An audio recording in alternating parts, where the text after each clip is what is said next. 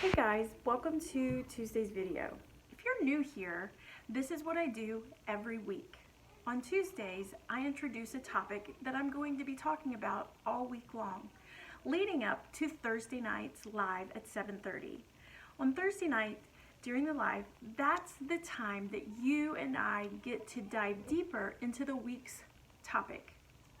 It's really a free session, a free half hour with me and the few other people who show up.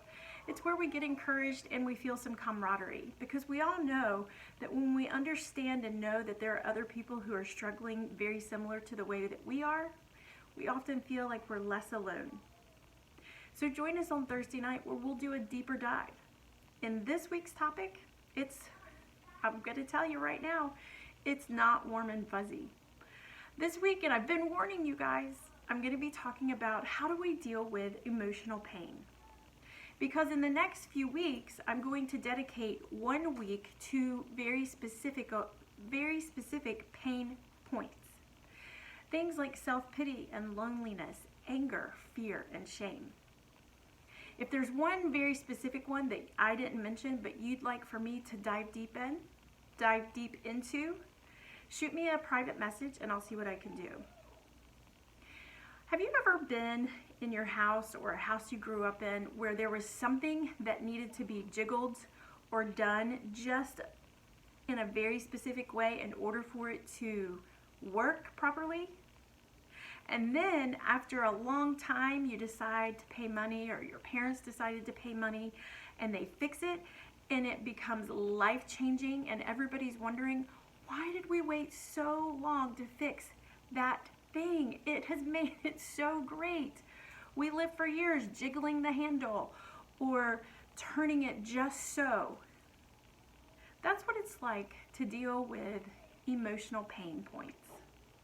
Oftentimes we spend so much time and energy trying not to deal with it that once we do, we think, why did I wait so long? And man, it is life-changing now that I have addressed this pain point.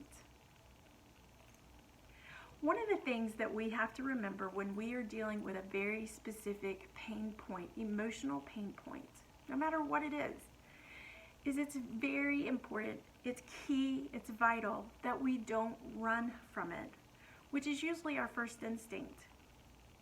We have to find ways to talk about it and get support.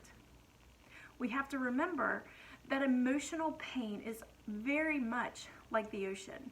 When you stand at the ocean, we know, we trust that it's going to come in, and we know that it's going to come out.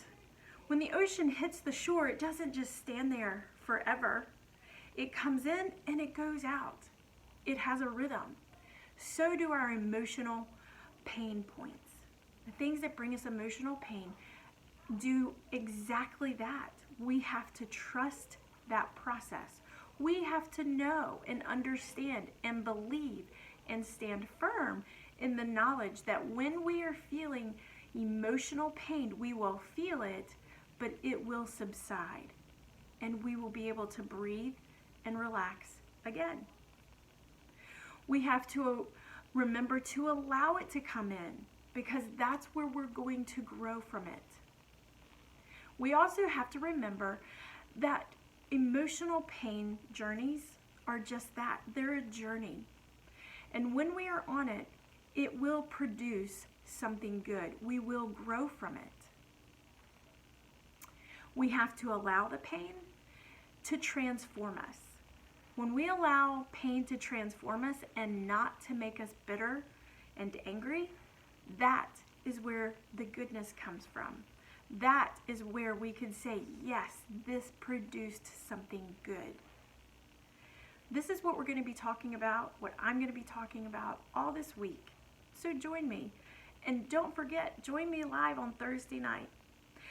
And I'm going to be spending time each week individually on these topics: self-pity, loneliness, anger, fear, and shame. If you would like for me to talk more about a very specific one that I didn't mention, again, message me and I'll do my very best. Can't wait to see you on Thursday night. Have a great week.